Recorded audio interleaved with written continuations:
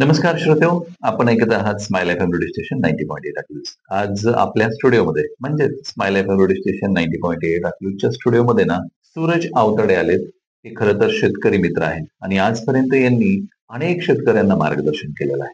या मार्गदर्शनामध्ये त्यांनी स्वतःचा व्यवसाय म्हणजेच ते खरं तर ENTC आहेत आणि हा त्यांचा जॉब त्यांनी जवळपास असिस्टंट प्रोफेसर म्हणून त्यांनी 5 वर्ष काम पाहिलेलं आहे. परंतु शेतीचा असणारा ओढा पाहून त्यांनी हे त्यांचं काम बंद करून म्हणजेच जी असिस्टंट प्रोफेसरची जी नोकरी होती त्यांनी ती नोकरी सोडून शेतीमध्ये त्यांनी पूर्ण वेळ आज काम पाहिलेलं आहे. तर तो अशा व्यक्तीची मुलाखत आज आपण घेणार आहे आणि तुम्ही पाहाल ना तर सूरज आवताडे हे प्रॉपर सांगोला या ठिकाणचे आहेत.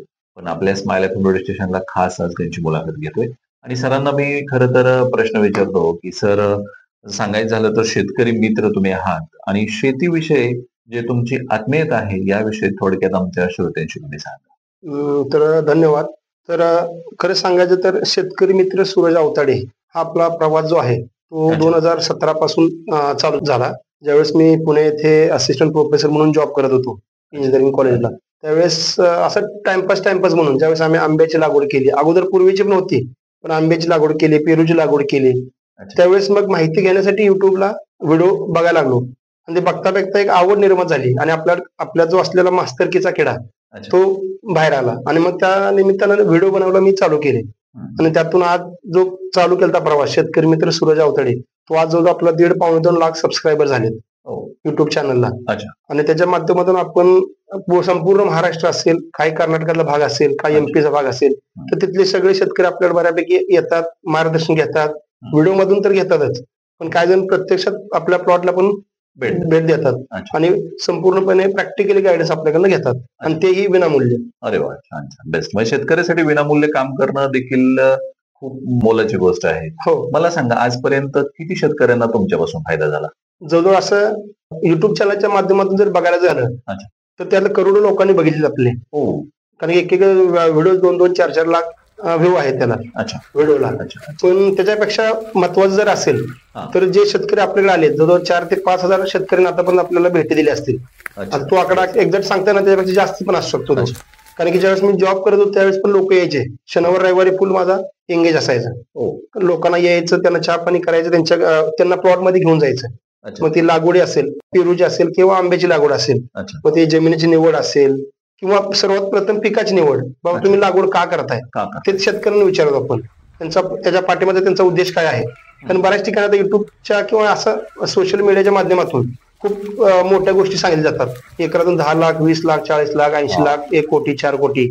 त्यातून मग काय होतंय, जे व्यावसायिक असतात, जे नोकरदार असतात, त्यांच्याकडे शेती आहे, मग ते काय म्हणतात, चला आपण काहीतरी करूया. समजा तुम्हाला 10 लाख मिळालेत, मला 2 तर मिळतील. अच्छा. हे असे लोक करतात आणि मग फसतात. मग त्यासाठी मग ते पिकाची निवड तुम्ही का करताय.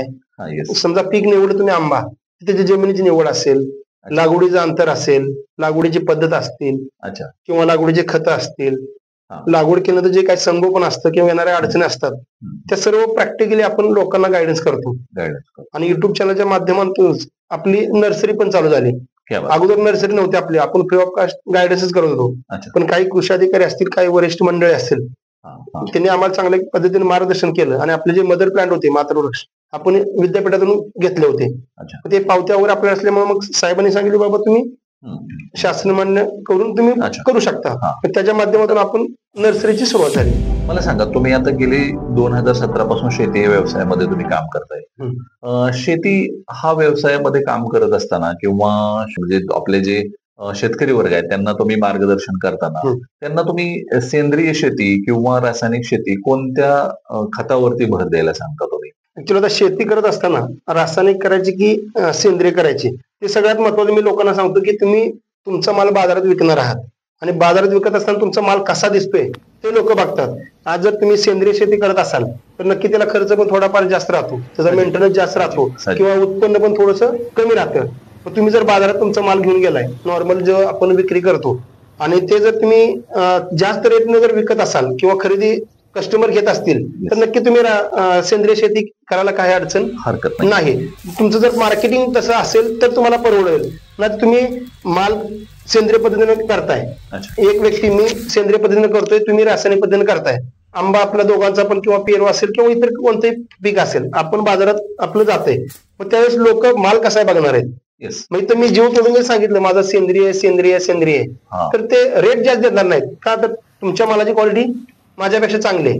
बरोबर. मग तसं जर मला मार्केटिंग चांगलं करता आलं तर नक्की सेंद्रिय शेती केलेला फायदा आहे, आपल्यासाठी पण आहे आणि खाणाऱ्यासाठी पण आहे. अच्छा अच्छा अच्छा. आजपर्यंत शेतकऱ्यांना तुम्ही मोफत प्रशिक्षण किती दिली साधारणतः? सर्वसाधारण आता ज्यावेळेस सीझन असतो, हा. लागवडीचा सीझन असतो, त्यावेळेस एका एक दिवसात कमीत कमी 5-5, 7-7, 8-8, 10-10 ठिकाणची लोक येतात. अच्छा. आणि आपले जे लोक आहेत ते आपले, मला नक्की सांगायला आवडेल की आपल्या नर्सरीच्या माध्यमातून अच्छा. अमरावती असेल, नागपूर असेल, बुलढाणा असेल, परभणी असेल, नांदेड असेल, तिकडे बेळगाव पर्यंत किंवा चिकोडी असेल, अच्छा. सगळीकडे आपले प्लॉट गेलेत, म्हणजे रोप गेलेत. अरे वा. तिथल्या शेतकऱ्यांना आपल्याला लागवडी भेटी दिलेत. जळगाव असेल, अच्छा. जे आता माझे हे जे शेतकरी आहेत, अमरावती साईडचे शेतकरी आहेत, ते सगळं ह्याचा संत्र्याचा बेल्ट आहे, हो. येस. तिथं त्यांनी आंब्याचा लागवड केली आहे. मग त्यांना ज्या गोष्टी असतात, प्रॅक्टिकल गोष्टी असतात, त्या माहित नसतात. त्यासाठी आपण त्यांना सांगतो तुम्ही आता या प्रत्यक्षात आमच्या बागेला भेट द्या, नर्सरीला भेट द्या, पूर्ण माहिती घ्या आणि त्यानंतर तुम्हाला योग्य वाटली तर लागवड करा. अच्छा. ह्यासाठी काही कॉस्टिंग वगैरे तुम्ही घेताय? नाही, त्यासाठी आपण विनामूल्य सेवा देतो. अरे वा. म्हणजे आपल्याकडे रोप जे खरेदी करतात त्यांनाच देतो असं नाही. अच्छा. नवीन कोणाची लागवड केली आहे त्यांना आपण सांगतो की तुम्ही आमच्या प्लॉटवर या, ज्या काही तुमच्या गोष्टी असतील प्रॅक्टिकली तुम्ही आम्हाला विचारा, आम्ही तुम्हाला मोफत सल्ला देऊ. अच्छा. कारण की आमचं काम करत करत आम्ही त्यांना माहिती देणार आहे. हा, खास करून तुमचं जे प्रावीण्य आहे ते आंबा हो, लागवडी पेरू आणि आंब्यामध्ये जास्त आहे. आता मला सांगा की आंबा लागवडीमध्ये तुम्ही आंतरराज्यातली काही नावं घेतली, म्हणजे इतर लांबची पण काही नावं घेतली, हा. तर एवढे लांबून येणारे शेतकरी तुमच्याकडे नर्सरीला भेट देतात? खूप जास्त आहेत, खूप जास्त आहेत. अच्छा. हो. आता ह्या वर्षी जर बोलायचं झालं तर 1.25 लाख रोप गेली आपली आंब्याची. हो, छान. 1.25 कुठल्या लाखाच्या जातीचा आंबा तुम्ही जास्त प्रसारित करता सध्या आता, म्हणजे आता आपलं- पुढे देता शेतकऱ्यांना? आता आपल्या महाराष्ट्रात जर बघायचं झालं तर मी मगाशी पण सांगितलं, आपल्याला विक्री जे होते, जे बाजारात विकते तेच आपण पिकवलं पाहिजे. अगदी. आपल्या महाराष्ट्रात जर बघायचं झालं तर आंब्यामध्ये केशरला जास्त मार्केट आहे. अच्छा. मग ते लोकल असेल किंवा एक्सपोर्ट असेल. अच्छा. कोकणात जसा हापूस चालतो तसं आपल्या महाराष्ट्रात संपूर्ण म्हटलं तरी केशर चांगला चालतो. तो लोकलला पण विक्री होते आणि तुम्ही त्याचं एक्सपोर्ट पण करू शकता. Yes yes. त्यामुळे व्यावसायिक दृष्टिकोनातून ज्यावेळेस तुम्ही लागवड करताय त्यावेळेस तुम्हाला केशर हे आज मला सगळ्यात सांगा best आहे. की जे आपलं केशर आहे आंबा, हं. हे केशरचं एकरी उत्पन्न अंदाजे किती निघतं? शेतकऱ्यांना फायद्याची गोष्ट म्हणजे शेवटी उत्पन्न, पण शेवटी किती उत्पन्न. उत्पन्न निघतं अंदाजे? आता उत्पन्न जर बघायचं झालं, तुम्ही जर लागवड कशी करताय त्यावर डिपेंड आहे. अच्छा. कारण की लागवडीच्या पद्धती आहेत. अगोदर जे शासन सांगत होतं आपल्याला 15 10 बाय 10 मीटर वर लावा, म्हणजे 30 बाय 30 वर किंवा एका गुंठ्यात एक झाड असायचं, अगदी बरोबर. एकरी 40 झाड असायचे.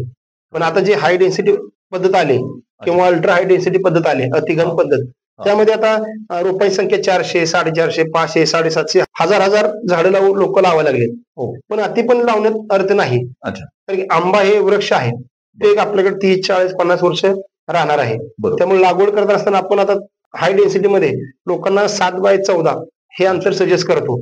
अच्छा. स्टँडर्ड अंतर. स्टँडर्ड अंतर सजेस्ट करतो. हं. मग त्यावरून मग जमिनीचा प्रकार किंवा शेतकरी किती लागवड करणार आहे त्यावर पण अजून थोडंफार अंतर चेंज होऊ शकतं.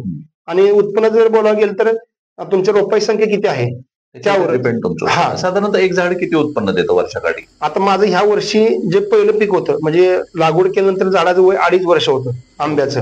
अच्छा. ह्या वर्षी मला त्या झाडापासून 3-4 किलो पासून 16-17 किलो पर्यंत एका झाडाचं केशरचं उत्पन्न मिळालं. अच्छा. म्हणजे सरासरी 8 ते 10 किलो ऍव्हरेज मला ह्या वर्षी मिळालं. म्हणजे एक झाड 500 रुपयाचं तुमचं होऊ शकतं. हा. 50 रुपये किलो जरी म्हटलं नाही, आता स्वतः जर विक्री केली, अच्छा. ह्या वर्षी आम्ही बॉक्स पॅकिंग करून स्वतः विक्री केली हो. तर आम्ही 800, 900, 1000 रुपयानं विक्री केली हो. एक डझनाची पेटी. बापरे. हा, म्हणजे तसं आम्हाला तो 250, 250, 300 रुपयापर्यंत दर मिळाला. मग हे सेंद्रिय का रासायनिक? सेंद्रिय. ऍक्च्युली आंब्यामध्ये रासायनिक आपण फवारणी कधी करतो, ज्यावेळेस आंबा फ्लॉवरिंग स्टेजला असतो अच्छा. त्यावेळेस तुडतुड असेल, थ्रिप्स असेल, आळे असेल, अच्छा. त्यासाठी आपण किंवा भुरी असेल त्यासाठी आपण रासायनिक पेस्टिसाइडचा वापर करतो. अच्छा. अच्छा. पण एकदा सेटिंग झाली की त्यानंतर आपण फवारण्या घेत नाही.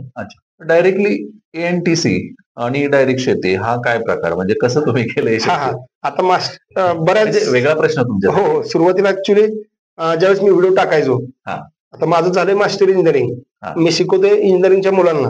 अच्छा. आणि ज्यावेळेस मी शेतीचे व्हिडिओ टाकायचो त्यावेळेस लोक माझ्या हसायचे हा. किंवा माझे मित्र म्हणजे अरे काय करतोय तू, पण आज ती लोक म्हणतात एक नंबर केलंय तू स्वतःचं अस्तित्व निर्माण केलंय. मगाशी तुम्ही म्हटले साधारण युट्यूबचे काय तुमचे 135 आसपास फॉलोअर्स? हा 1,59,60,000 आहेत. हो, छान छान, गुड गुड. म्हणजे आज फॉलोअर्स जेवढे जास्त तेवढा मनुष्य चांगला असं ओळखले जाते सध्या. हा सध्या हा. आणि दुसरा एक प्रश्न असा की सध्या आपल्याला रासायनिक खताची गरज तर आहेच देशाला, कारण शेती आपण खूप मोठी पिकवतो. पण सध्या गांडूळ खत जो मगाशी आपलं म्हणजे चर्चा करताना विषय निघाला की गांडूळ खत प्रकल्प देखील तुम्ही उभा केलाय. हो, त्याबाबत शेतकऱ्यांना काय मार्गदर्शन कराल तुम्ही? आता आपण भूमी गांडूळ खत प्रकल्प म्हणून उभा केलाय. अच्छा. ऍक्च्युअली 7-8 वर्षापूर्वी मी सुरुवातीला 1-2 बेड उभा केले होते. ज्यावेळेस मी जॉब करत होतो त्यावेळेस पण ज्यावेळेस मी कृषी प्रदर्शन वगैरे फिरायचो, बारामती असेल, पुण्याला असेल, अच्छा. जे किसान असते किंवा बारामतीचं कृषक असते, तिथे गेल्यानंतर मला ज्या काही आयडिया घेतल्या आणि कसं इंजिनिअरिंग म्हणलं का नवीन काय तर केलं पाहिजे हे आम्ही शिकलोय किंवा शिकवलं होतं.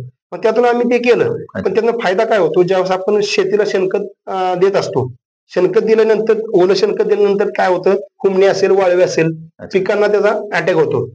हा, मग त्यात ते जर आपण शेणखताचं गांडूळ खत बनवून दिलं त्याला एक्स्ट्रा आपल्याला काय खर्च नाही करायचा, फक्त बेडचा खर्च येणार आहे आणि गांडुळाचा सुरुवातीला तो शेणखत आपण फक्त कन्व्हर्ट करायचा गांडूळ खतामध्ये आणि पिकाला द्यायचा आहे. म्हणजे जिथं आपण 10 किलो शेणखत देणार आहे तिथे आपण 2 किलो गांडूळ खत दिलं तरी पण आपलं काम होऊन जाणार आहे. त्यासाठी माझं प्रत्येक शेतकऱ्याला विनंती असेल की जर तुमच्या घरी 1-2 जनावर जरी असतील तर 1-2 बेड करायला काही अडचण नाही. जे काही तुमचं शेण आहे, पालापाचोळा असेल ते तुम्ही त्यात टाका आणि त्यातून गांडूळ शेणखताचं किंवा त्या पालापाचोळ्याचं गांडूळ खतामध्ये रूपांतर करा आणि ते तुमच्या जमिनीला वापरा. आणि हे तुमच्या मानवी जीवासाठी देखील हिताचे खूप चांगलं आहे. कारण रासायनिक प्रक्रियेचं जे खत आहे त्याच्यापेक्षा गांडूळ खत 100% चांगलं आहे. घरी दररोजच्या वापरातल्या भाजीचे काही तुकडे असतील किंवा आपण काकडीचं वरचं जे कटिंग करतो त्याचं जे आहे त्याच्यापासून गांडूळ खत आपण बनवू शकतो. खूप चांगल्या प्रकारे सूक्ष्म अन्नद्रव्य पण त्यातून मिळू शकतात. श्रोतेहो, आज स्माइल एफएम रेडिओ स्टेशन 90.8 अकलूजच्या स्टुडिओमध्ये सूरज अवताडे आलेत आणि खरं तर ANTC कोर्स पासून अगदी त्यांनी शेतीमध्ये कशी आपली ओढ आहे या संदर्भात खूप साऱ्या गोष्टी आपल्याला सांगितल्या. आणि सांगायचं झालं तर पहा तुम्ही, एक इंजिनिअरिंग करणारा व्यक्ती डायरेक्ट शेतीकडे वळाला, म्हणजे चांगले व्यक्ती आज नोकरी सोडून देखील शेतीकडे वळतायत आणि मोफत मार्गदर्शन शेतकऱ्यासाठी करतायत. काहीतरी शेतीविषयीची असणारी तळमळ असेल किंवा शेतकऱ्याविषयीची असणारी तळमळ असेल ही त्यांच्या आज आपल्याला भाषणातून जाणवली. श्रोतेहो, मी स्माइल एफएम रेडिओ स्टेशन 90.8 अकलूजच्या टीम तर्फे ना माननीय श्री सूरज अवताडे यांचं मी खूप खूप धन्यवाद करतो. नमस्कार, धन्यवाद. नमस्कार. आणि मला इथं आज तुम्ही इथं बोलण्याची संधी दिली त्याबद्दल पण स्माइल FM 90.8 या पूर्ण टीमचं माझ्याकडून आभार. धन्यवाद.